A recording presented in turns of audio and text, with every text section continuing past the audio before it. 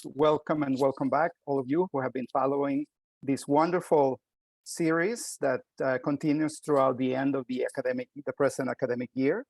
I'm Ruben Hernandez Leon, director of the UCLA Latin American Institute. And today we have a very interesting presentation by Professor Sarah Gallo, who's Associate Professor of Bilingual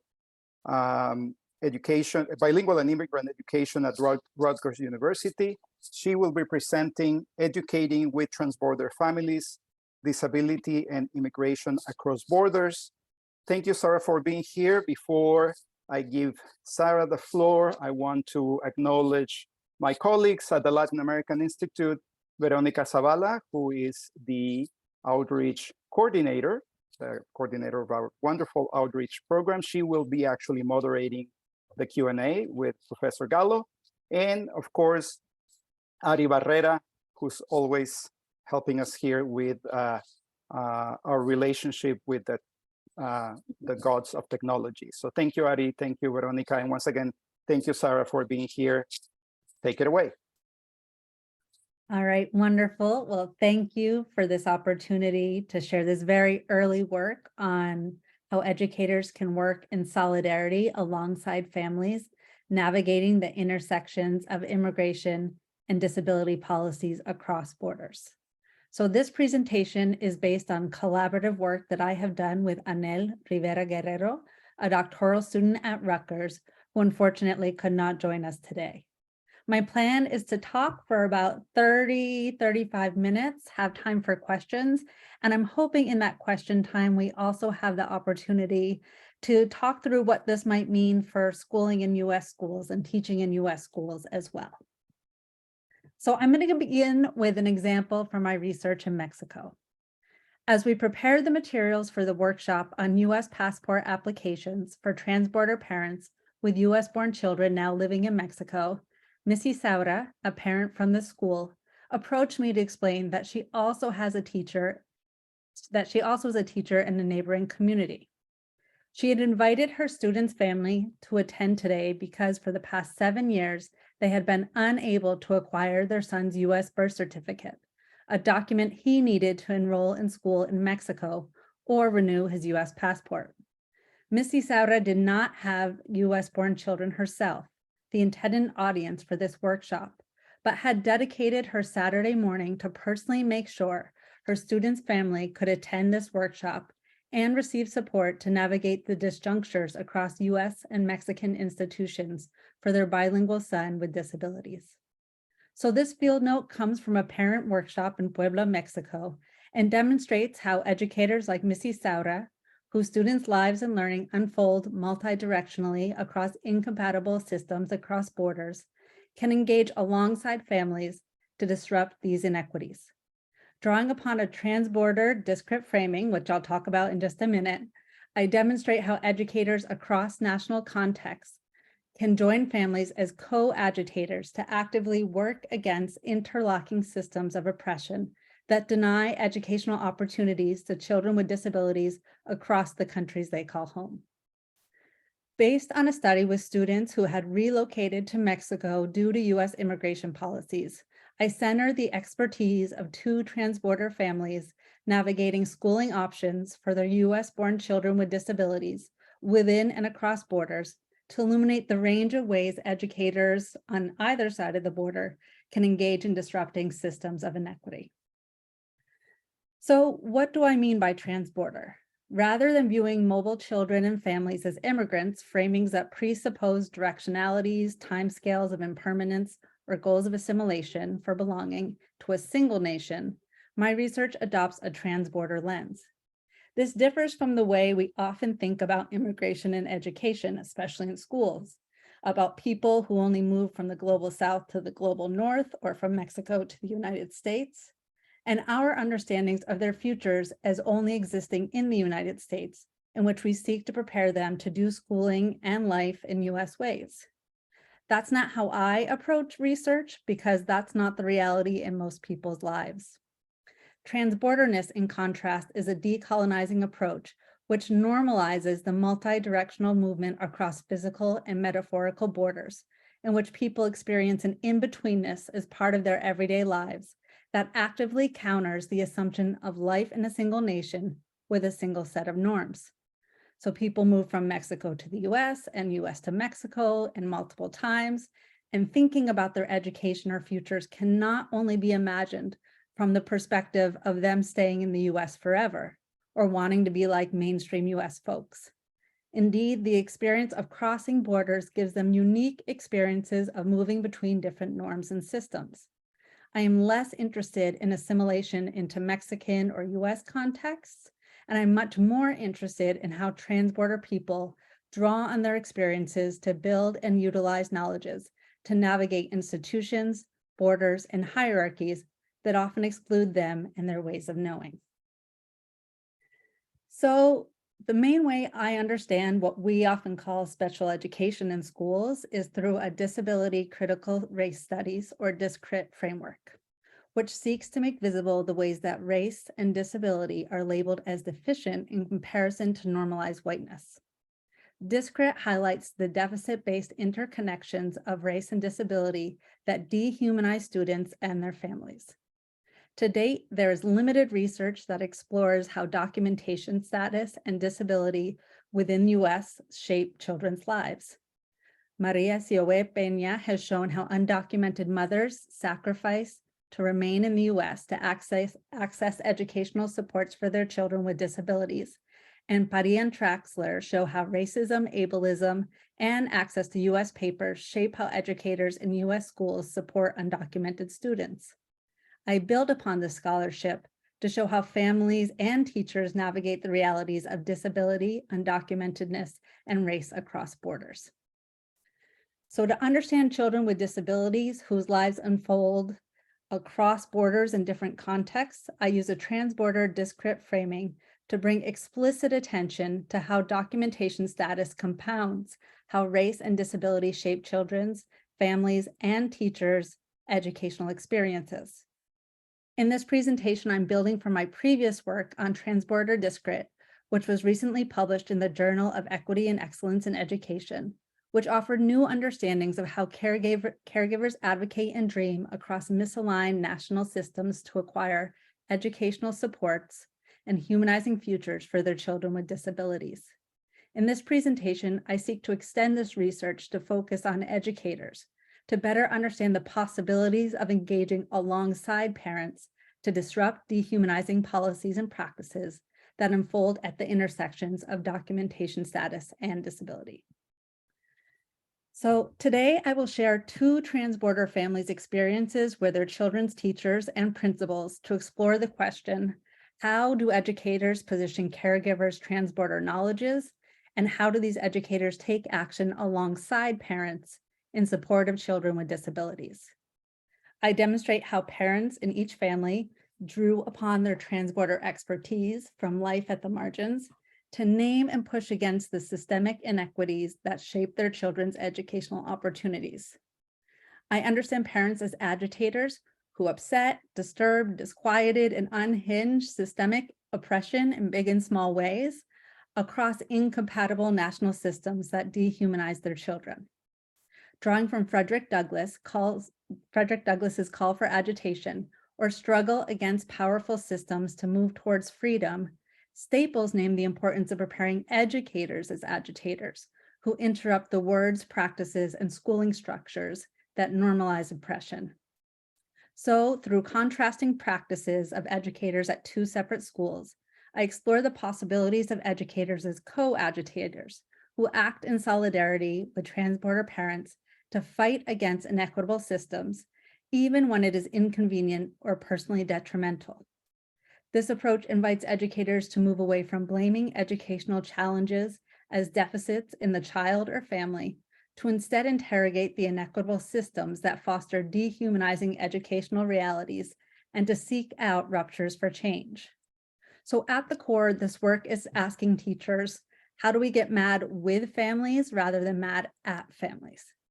How do we find ruptures in systems that were not built by or for transborder students with disabilities, their families, or their teachers, and push to create changes, big or small, within these dehumanizing systems? I know that this is not easy, yet I feel it is necessary if we truly want a rigorous education for children with disabilities that recognizes their and their families' full humanity. So a little bit about myself and Anel, that we are ethnographers, and so part of doing this research means how we are in relationship with the people and the studies that we're doing.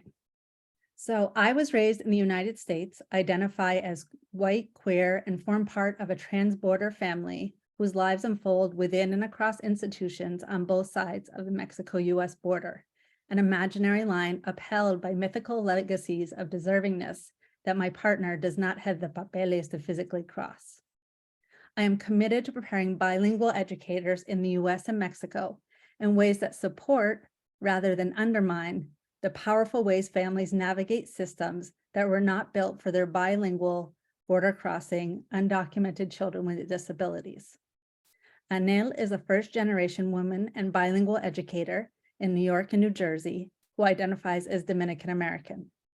She is also the mother of a neurodiverse child, which informs her alliance and advocacy with families for equitable educational access for bilingual children with learning needs. The findings presented here draw from a year-long ethnographic study that I conducted in 2016-2017 in Mexican schools with 10 focal students who had recently relocated from the United States because of immigration policies.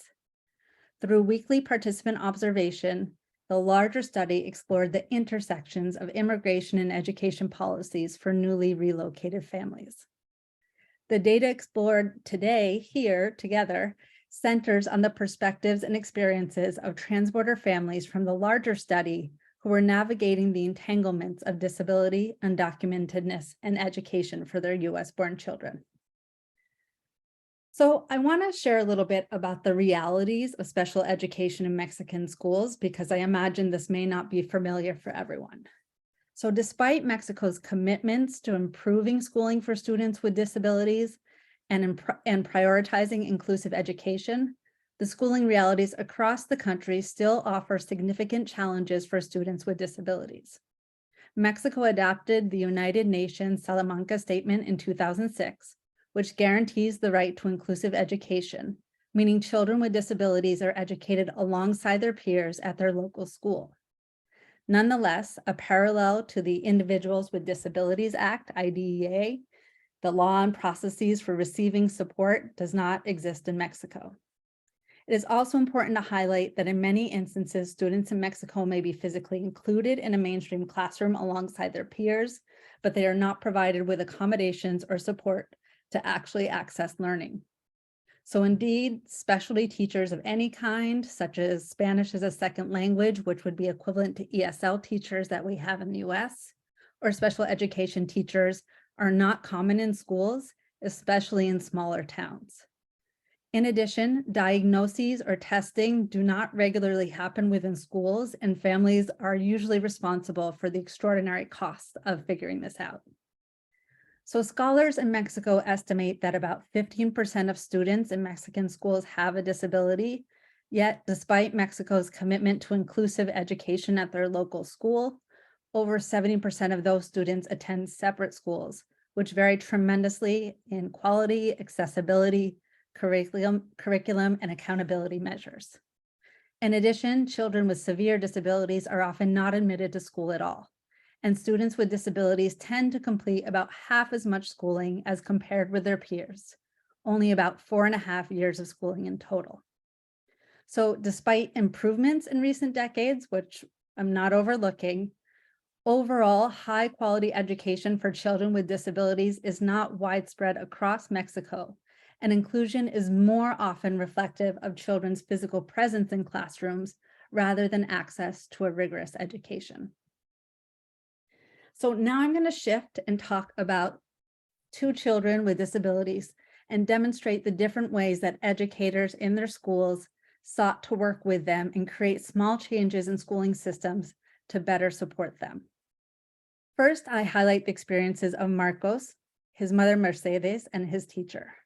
I reveal how his mother was a transborder agitator who sought to unlock ruptures in the interlocking systems of disability documentation status and language to access inclusive schooling for her son. Marcos's experiences reveal the very real limitations that teachers and principals faced in Mexican schooling structures, and how, despite good intentions, Marcos's teachers and principals did not engage in solidarity with Mercedes to push against these dehumanizing systems. Instead, they reacted in ways that are likely familiar to us in US schools as well. They located Marcos's learning challenges in him, his family, and in national schooling structures that they felt were well beyond their control. So first, a bit about Marcos and his family. Marcos's mother, Mercedes, moved from their small town in Puebla, Mexico, to the United States as a teenager without papers, where she met her husband, who was from a neighboring state in Mexico. While living in Virginia, they welcomed 2 children into their family. And when Marcos was a toddler, Mercedes realized his development differed significantly from his older sisters, and she accessed speech and occupational therapy for him. Later, as a Spanish-speaking, undocumented mother with an elementary school education herself, she navigated the IEP process to support his learning and developed along the way a range of subaltern knowledges and strategies to navigate the interlocking systems of racism, language, immigration status, and disability. While in Virginia, Marcos attended an inclusive learning environment in his local elementary school, and his mother attributed his continual learning to accommodations such as the teacher's aide, inclusion in push-in small group instruction, support from an English as a second language teacher, and instruction in sign language to support his productive communication. Despite a range of testing provided by a school, she was unable to access an official diagnosis for his disabilities. Marcos was in 2nd grade when their family relocated to Mexico due to a health emergency, and a year later, his father recrossed the border to the United States without papers to repay the debt they had incurred surviving this health crisis. Despite Marcos's bilingual upbringing, there were no bilingual education opportunities in his US or Mexican schools. And in 2nd grade, Marcos had to navigate a new schooling system in a new country, in a new language of schooling, without accommodations as a bilingual child with disabilities. So Mercedes, drawing from her transborder experiences, advocating for educational supports for her son with disabilities in the United States, was an agitator who sought to disrupt these inequities in schooling systems to access a more humanizing present and future for her son. When she arrived in the elementary school in her Mexican hometown, she realized there were no specialized supports, educators, or accommodations for children with disabilities, and she took action. She explained, "I investigated with the previous principal, and they helped me. We looked and found special education teachers, but they just came and told us that I had to find more kids. And in this town, there are kids, but their moms do not want them to receive help." Mercedes did convince a few other families to have their children attend the local school, and for the remainder of the year, Marcos received some supports in school. Mercedes, who was willing to agitate the waters of how schooling was usually done in their local Mexican town, initially encountered a principal who was willing to co-agitate by her side, using her own time and resources to push against the norms of schooling and to seek out alternative educators and supports for her students. Unfortunately, when that principal retired the following year and Mercedes temporarily moved out of the district and then returned, the special education teachers no longer came to Marcos's school. By 4th grade, 2 years after attending school in Mexico, Mercedes believed that Marcos's learning and development had plateaued. As the following field note illustrates, by 4th grade, although Marcos was physically present in his classroom, there were no accommodations for him to engage in rigorous learning. During class, Marcos was playing with a toy car I wrote, running it up and down his table, and then tracing it on a piece of notebook paper. With my support, he was able to shade in the portions of each pie chart. And when asked things like which one is bigger, he answered correctly by nodding. He then spent over 5 minutes writing, letter by letter, his name at the top of his paper as his classmates continued with their grade level math lesson. With no additional teachers or resources that could support Marcos's learning needs, Profe Antonio, his 4th grade teacher, did his best to meet Marcos where he was and provide educational activities, such as a workbook where he colored in shapes, to engage Marcos while he, the teacher, led the rest of the class. Profe Antonio strongly believed Marcos's mother should take him to a tuition-based, part-time, specialized school in a neighboring city and did not think Marcos should be in his public school classroom. Profe regularly brought up how he had spoken to Mercedes several times about needing to at least acquire an official diagnosis for Marcos, which was very costly and she would have to pay for. Although he knew specialized schools were not free and that transport from the remote town was limited and expensive, he regularly positioned Mercedes as unsupportive of her son's education by not doing this. Further locating Mercedes' scare as part of the problem, Profe Antonio also suggested that Marcos's behavioral and developmental challenges may have been magnified by his home environment. He said, "That's where the problem comes from, because at home, we have to see how his older sister treats him, how his mother treats him, because that's the only way we can know how he is developing. It interests me to know how they treat him or mistreat him." So although Profe Antonio was caring in his approaches with Marcos, he did not try to disrupt the interlocking, inequitable system that created these schooling realities for him. He emphasized how educating a student like Marcos was beyond the scope of his job, as he had no formal training working with kids with disabilities, and that this public school was not equipped to help students with disabilities. He said, "I have 22 kids. If I had 5, it would be different because one can give them personalized attention. And yes, I do it sometimes with a few who need it, but I think that what he needs is special education, something more special so that he can advance." The principal agreed, highlighting how the Secretary of Public Education told them that they, as educators, were not allowed to diagnose children or even understand their diagnoses. She critiqued the Secretary of Public Education and the realities for rural schools like this one, highlighting, "It's fine, the inclusion thing, equity is fine, but this child, Marcos, what happens? If the government worries about them, these care centers for special needs, they are in city centers. They never get placed close to us in the small communities." She further explained that when she encouraged parents to take their children to specialized doctors and schools in neighboring cities, parents did not do what she said. She didn't think that it was their responsibility. She said they complained about the economy, they complain about everything, and they don't take them. So what are we in the schools supposed to do? Like Profe Antonio, the principal saw educating children with disabilities beyond the scope of her school, deferring responsibilities to larger structures of schooling in Mexico or to families. So Mercedes emphasized, his mom, how he had always made progress in the United States, including in English and sign language to communicate, but here in Mexico, she felt his learning had stopped. She explained, he goes to school, but they are just passing him along from 2nd, 3rd, or just passing. But he doesn't write, he doesn't read, he is just getting passed along. That's why I told my husband that we have to fix his papers and that my son goes to the US. Let's see if this way they can help my son. She increasingly doubted a pathway within the rural town in Mexico that would let her child thrive as the entire human being she knew him to be, and found limited solidarity in pushing for change with the current schooling administration. Instead, drawing from her transborder experiences, she envisioned a future for Marcos in the United States where his father was working and where she believed his abilities would be better recognized and built upon.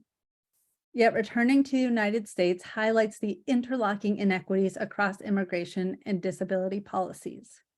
Marcos was a US citizen who could return on an airplane, but his return would require a new family separation, one in which Marcos lives with his father to access inclusive schooling, while Mercedes, who did not have access to US papers to recross, remained in Mexico. The intersections of immigration and disability led to decisions of impossibility for Marcos and his family. So now I'm going to talk about another young man, Oscar, who was a third grader who lived about 30 minutes away from Marcos. Oscar was born in Texas and moved to his parents' hometown in Puebla, Mexico as a young child. Almost a decade earlier, his father David had been working in the United States without official papers when he was pulled over for a minor traffic infraction, which, because of data sharing programs between local police and immigration officers, ultimately led to his deportation. David carried the original copy of his son's U.S. birth certificate with him at all times, and when he was deported, the immigration official falsely claimed David could not take his son's birth certificate back to Mexico because it was property of the United States. Oscar's father was also a transborder agitator. He used his subaltern knowledges of how systems worked in the US and in Mexico and drew upon his networks in both places to try and disrupt the inequitable system that constrained his son's access to education in Mexico and the US. In the United States, the Supreme Court case Plyler v. Doe guarantees K-12 students access to public schooling regardless of documentation status or nationality, but an equivalent guarantee does not exist in Mexico. Oscar's family faced major disjunctures for school access in Mexico because loopholes in Texas state law impeded parents without U.S. documentation from accessing their Texas-born children's papers. Without his original U.S. birth certificate, Oscar's family could not obtain their son's Mexican nationality or his clave única de registro de población, his CURP, which is required to access public schooling and public health insurance in Mexico. Oscar's father explained how this shaped every aspect of his son's life. He said, "He can't receive any benefit here. It's like he doesn't exist. You have to be realistic, right? He doesn't exist here because nobody knows him. He doesn't have a single document that declares that Oscar Dominguez is here in Mexico." Without his original U.S. birth certificate, they also could not acquire Oscar's U.S. passport to return to the United States. So when it was time for Oscar to attend elementary school, his father was a transborder agitator in local schools to access schooling for a son who didn't actually have the papers he needed to attend. The principal of the Better Resource Morning School refused to let Oscar enroll, but eventually the afternoon Principal Jimena, engaged in an act of solidarity with Oscar's family and bent official government policies so that Oscar could attend schools. This was a small move, pushing open a rupture in official policy, but one that shifted Oscar's educational trajectory. Principal Jimena continued in her engagements of solidarity with Oscar's family over the years, joining in opportunities for co-agitation against systems that excluded him. For example, when she learned about the challenges they faced receiving Oscar's U.S. birth certificate, she did not dismiss his family as ignorant of how schooling systems work, untruthful about the realities they faced, or apathetic for not trying, reactions that working-class rural parents with limited formal education often received by educators on both sides of the border. She instead took deep interest in the misalignments between U.S. and Mexican systems to access schooling and tried to learn more. She also consulted her daughter, who was an attorney, to try to figure out an alternative way to officially access schooling in Mexico for Oscar, only to learn that it truly was not possible without his original U.S. birth certificate. Rather than being passive or dismissing Oscar's challenges about brokering across U.S. and Mexican systems as beyond her responsibilities as a school principal, Principal Jimena acted, even when it cost her time and cost her resources, even when it gained her the reputation of being a troublemaker among educational administrators, to work against the dehumanizing systems impeding Oscar's access to education. After several years in her elementary school, Oscar's teachers and parents began to notice that Oscar faced significant challenges in learning. Again, educators at Oscar's school responded in solidarity. Rather than locating the blame within Oscar, his family, or the responsibility of Mexican schooling structures that were fully beyond their control. Their overall orientation to Oscar's family was one of assumed care and dedication. Rather than pathologizing their transborder realities or how they supported Oscar, they started from a space of presumed family advocacy and expertise. They could not offer special education teachers or diagnoses, but they still oriented to forming part of the networks of solidarity, working alongside his family to resolve the dehumanizing systems. As discussed in the opening, it was his third grade teacher, Mrs. Saura, who brought Oscar's family to the passport workshop. And ultimately, it was through this introduction that I connected them to transborder activism networks in Mexico City that did successfully gain Oscar's original birth certificate from Texas several months later. Unlike educators in Marcos's school, who saw his schooling as outside the purview of their responsibility, educators in Oscar's school embodied an outlook described by Principal Jimena as "tenemos que hacer maravillas," we have to make miracles happen, in which they recognized family strengths as transborder agitators and engaged in practices of solidarity with them to push against dehumanizing schooling. When Oscar's family shared their plans to have their US-born son return to the United States to live with his padrino in California, where they believed he could access more extensive supports, educators again engaged in acts of solidarity with them to support them across the disjunctures of documentation and disability to move towards educational solutions. Unlike many educators, they did not negatively evaluate Oscar's parents for their decision to have Oscar relocate to school in the United States without them, across the border that their undocumented bodies could not physically cross. They had taken the time to understand the realities of documentation status and schooling for children with disabilities like Oscar, and realized that his parents' physical separation from him for better schooling was an expression of radical love and care, not an expression of disinterest in him or his education. In addition, educators did not disinvest their activism because Oscar would no longer be a student in their school, state, or country. They understood him and his education across the countries he called home and sought to engage with him and his family to support these realities. So today in this talk so far, I've talked about how the interlocking realities of immigration and disability policies within and across borders shape young students' learning. I have shown how both Marcos and Oscar's parents were agitators who creatively drew upon strategies to access a humanizing education for their children with disabilities across the countries they call home. Yet we saw that the teachers and principal in Marcos's school viewed Marcos, his different ways of learning, and his family as a problem for their school, and one they felt was beyond the scope of their responsibilities to truly address.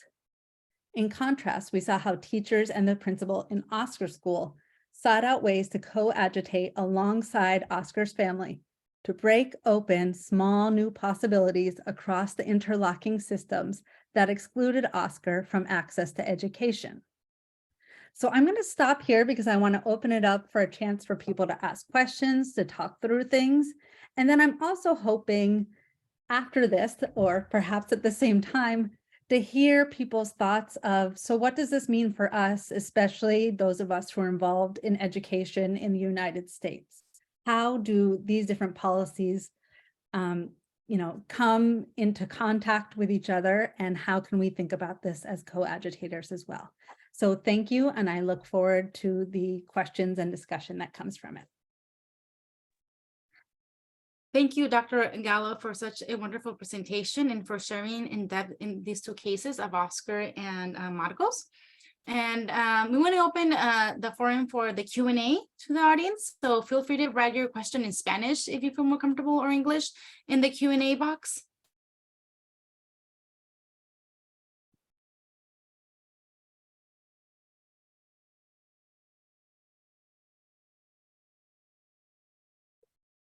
Well, we get some questions and comments. I have a question. So I'm not sure if I understood right, but you mentioned in one of the cases that they put the pressure on the mom to recruit other disabled students to be able to even offer some kind of service. Yes. But yet there was some resistance on behalf of the families. Is that correct? If so, why was there why were there resistance on behalf of the families to receive services? Yeah, and so, this town is, as in Puebla, a lot of the migration is from more rural communities, from smaller towns. And of course, different parts of Mexico have different histories and different migrations.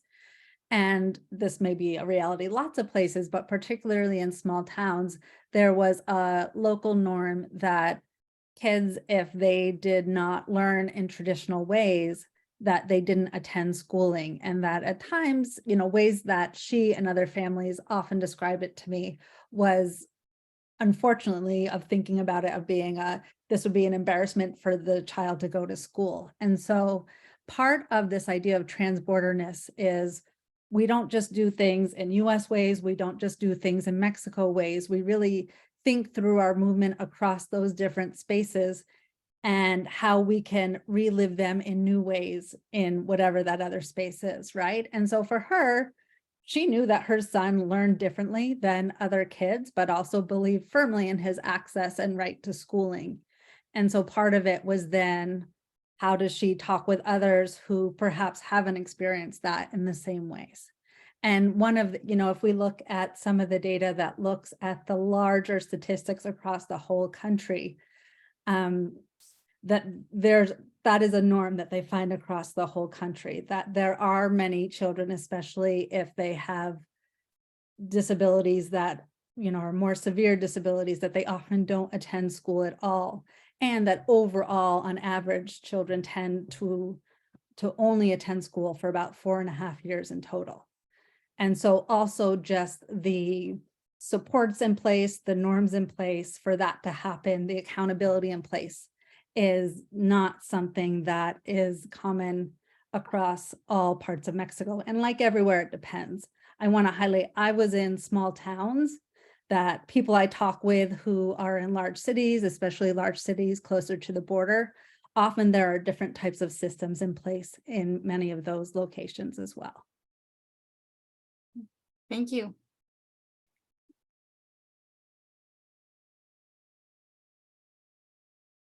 So we have a question here from our Dr. Victor Zuniga, who's also an expert on this topic. So hello, Sarah. Why do you decide to focus your presentation on students with disabilities? Yeah, so thank you for that question. So this larger study was not about students with disabilities. It was a larger study that was looking at students who directly or indirectly, because of immigration policies, their families had moved from the United States to parents' hometowns in Mexico within the last 2 years. And as an ethnographer, which means that I spend lots of time with people in their everyday lives. And so I was in 5 different schools for the course of a school year, and with spending time with families and communities, you also then get to see different nuance and things happening that you weren't anticipating, right? And so it just happened that 2 of the families I worked with, this emerged as a central reality and thing that they were trying to figure out, that they had on one hand, because of immigration policies and practices, parents didn't have access to documentation to easily relocate to the United States. And then for their children, that they felt that the supports and accommodations for their children's learning difference were really not accessible in Mexico. And so it was this competing tension of, how do we figure this out, right? How as a family do we figure this out? And so the core of this gets at a lot of really basic human rights questions: the right to be together as a family, the right to an education, the right to be seen as fully human. And so it was through that of one piece that I was focused on, and also within the field of bilingual education, the intersections of, is it a learning difference? Is it a language difference? How do we understand what's going on with students? And then also this piece of, how does immigration fit within that, has been a very strong and growing field in bilingual education. And so this is certainly coming out of that work as well, of really saying people tend to only talk about these realities within the borders of a single country.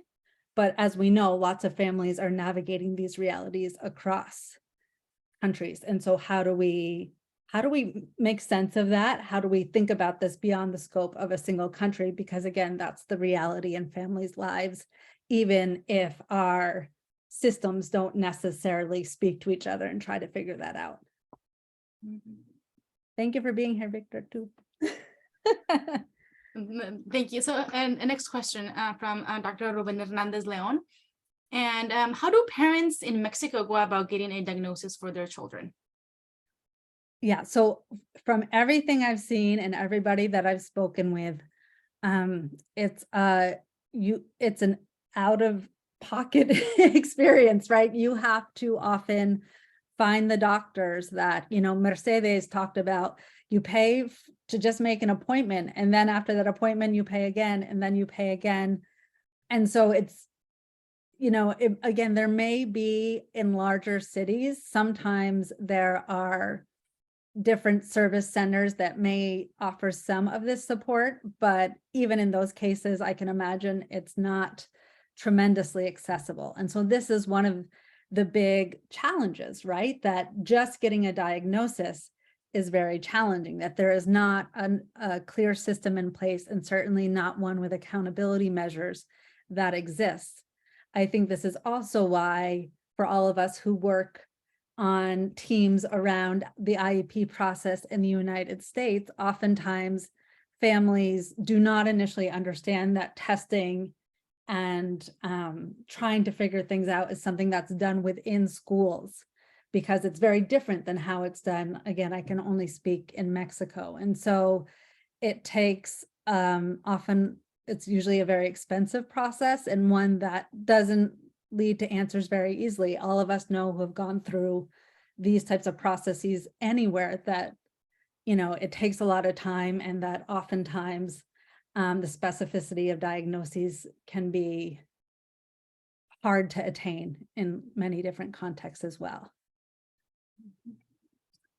Thank you. Kind of a follow-up to that question from a parent, Jana Hernandez. Hi, Dr. Gallo. As a parent who is facing resistance from a teacher in a Mexican school, is there an IEP-like process that can be accessed? What rights do parents have to contest or push back on teachers who refuse to educate children with learning differences?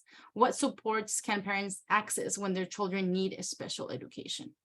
Yeah, and so I think, you know, again, I'm not claiming to be, this is something that I've studied in the whole country, or this is what I've seen everywhere. I know policy-wise and in practice of what I've seen, that those policies do not officially exist. And so, and I also find that around any types of questions of access to schooling, it's a lot of how do you find those co-agitators? How do you find educators and administrators who are willing to understand your realities and work with you? And I would say in this case, right, that more activism is needed, just like we've seen great activism around access to schooling for students who move from the United States to Mexico. So somebody like Oscar, who couldn't access schooling because he couldn't show his birth certificate, right, to officially get what he needs. And a lot of those processes from Monica Jacobo and others who have done really great work in Mexico to bring attention to this and then look at how do we shape changes. This seems like another area that there's likely work being done in different pockets in different ways.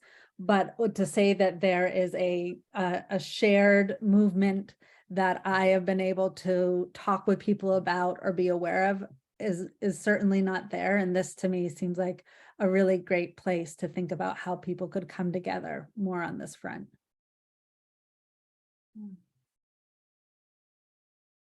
Thank you. I'm not sure if you, Dr. Gallo, I know that you had some questions for the audience as well. I don't know if you want to pose them now. Yeah. I mean, I think, and this is maybe particularly for educators and administrators, but thinking about, this is a huge ask, right? We're saying, look, these systems are not built to really take students and students who have learning differences into full account, right? And to think about how schooling can support them and support them well. And sometimes it's easy for us to compare and say, oh, well, you know, in the US, we do have these systems and structures in place, but most of us who also do work around thinking about disability studies in the US, there's still lots to keep working on and really thinking about how do we engage in the full humanity of students in those processes.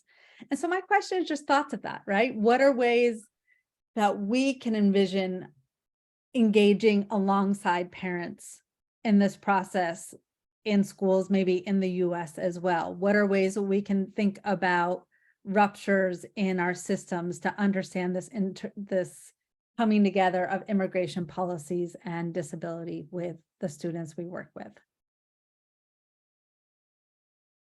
Thank you.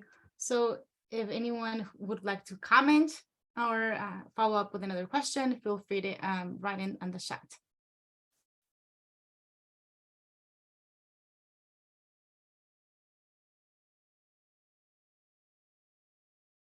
And while we get some comments, I don't know if there's any thoughts that you would like to share on your own question. I know that this is an area that you have recently started working on, but where, since it's more focused on Mexico, but since from the US part, you know, it's what are your thoughts on it? What are some of the ideas that you are suggesting or at least thinking about? Yeah, I mean, so I think some of them are, and I hint at this a little bit in some of the ways I framed the responses of educators in Oscar's schools. So when young people arrive, I work a lot in teacher education. I work a lot in public schools. I train a lot of teachers in New Jersey and Pennsylvania in the areas where I live. And especially when young people arrive in schools and arrive without their parents physically there with them, the types of assumptions made by educators, they never get to know Mercedes or David. They never get to know family members who are in Mexico or whatever country it may be. And a lot of assumptions tend to be made about the carefulness and the intent behind parents having their kids in US schools when parents are not physically there with them. And so one of the pieces for me is just learn about these realities, right? Most people have not thought carefully about these intersections. Most people, when I talk with educators in US schools about the realities in Mexican schools around accommodations and around special education, they have absolutely no idea. And so just one piece is just starting to understand these realities helps educators understand kids better and families better. I think a lot of this talk, and I see Kathy's question here about recommendations for pre-service educators on becoming co-agitators, is sometimes pre-service teachers are actually in really good places to do this work because they are making sense of systems for the first time. And although they might not know how to move around them, they also are trying to say, like, why is the system this way and how can we do something differently, because they're not so used to it. And so with my pre-service teachers, a big piece of it has been, let's understand these realities. How can we talk with families and learn from and with them rather than assuming that there is a lack of thoughtfulness behind why families are there, or, you know, what's going on. And so that for me is probably one of the biggest pieces. Another piece is, and again, this is about disability, but this is also just about schooling across borders generally. And it's, you know, that as families move from US schools to Mexican schools, that Mexican schools do ask for very different types of documentation and paperwork to enroll in schools. And oftentimes I find that schools in the US, and it might be somewhat different in California, maybe because there might be more longer term and broader relationships over time, but schools see parents as being unreasonable, asking for all these different types of school documents, and really position them as problematic and that they don't understand how things work and all of these types of things. And so again, taking the time to understand actually how do these systems work across spaces and how can we set up resources and ways of supporting people in these decisions rather than oftentimes negatively evaluating them, I think seems to be a really important first step. Thank you. And there's another question in the chat by Dr. Hernandez Leon. There's an interesting parallel from the learning differences of returning bilingual children and children with disabilities. How do schools address the learning needs of children who were born in the US or spent long periods of time in the US and are now in Puebla? Yeah, and so, generally speaking, even there have been, like always, education reforms and the like in Mexico. And I think although there is a bit more attention to thinking about differences, and so, for example, disabilities would be included in those differences and how Mexican schools, in theory, conceptualize how to prepare for differences and indigenous languages and indigenous cultures, there still is very little attention to thinking about kids like the kids that I work with who are from Mexican heritage families who moved from the US to Mexico. And so I think, Mexico has a national curriculum and there's many different pedagogical styles. I will say in smaller towns, it tends to be less of a flexible style in many of the schools. And so just creating space of how do we welcome in the wide range of knowledges that people are bringing to our classrooms and design our teaching so that we can leverage those to meet our schooling goals, whatever they may be, would be a really useful approach, right? This is what we often advocate for in US schooling as well, of really saying, okay, people come knowing different types of things, doing it in different ways, instead of saying these are the only types of knowledges that count. Now go and do these or else you can't move forward, saying, okay, what knowledges do you have? Let's try to figure out how to use them to achieve this together. And so certainly pieces on that front would be very useful. The fact that there is no equivalent of language supports for students who are learning Spanish for school, that is often not something that is part of schooling within Mexico. And again, in larger districts and larger cities, there may be more options. In small towns, there are not. And so really thinking through how do we support people's language development alongside the curriculum. And then all of these questions are about once kids are actually in school, there's been tremendous advocacy and growth about actually accessing school. And so, having people get their CURP so that the schools will let them in. But that still, it can take weeks, months more for people to actually be able to enroll in school. And I think if we think back to your first question about, wait, why is it that kids aren't in school, right? That there's still important work to be done of really thinking about how to not have so many bureaucratic processes in place and think about what that means so that people can actually be in schooling as well. It sounds like there's so much more work that needs to get done, and this is a great start that you're doing this research, that you're making, that we're having these discussions here. So to bring awareness and to the audience here in the United States, specifically in this the educators that we work with and attend this kind of a series. So we started thinking about what can we do on our end to improve the system. So we have a few minutes. I don't know if there's any final notes that you would like to highlight or something that you want us to leave in reflection or final thoughts. Yeah, I mean, I would say maybe just one piece is that, again, those of us who work in education, especially, this study in Mexico that I did was when Trump was elected president. It was that year, right? And so it was definitely a moment in time in which people were thinking a lot about access to the countries that they consider home in different ways and what that means for their families. And I think in many ways, we know that's still a part of what people are thinking about and living. And of course, that predated this moment tremendously as well in previous administrations. And I would just say that when families come to you, oftentimes if they trust you as an educator or administrator and have questions about, okay, what should we do as a family in this or that circumstance about considering, do we go to Mexico? Do we stay here? How do we navigate this? I think of just understanding more, especially when you're working with kids who do have learning disabilities, of helping families understand what the systems are like in Mexico, right? And understanding those different pieces as well. Because in most instances, this came as a really big surprise for families. They had not anticipated this. They had anticipated things to be quite similar to the United States. And so,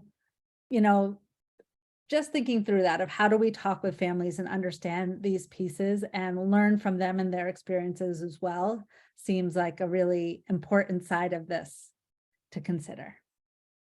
Yes. Well, thank you. There's actually a few more questions that just came in and they're really interesting. So one is from Anna Sarah.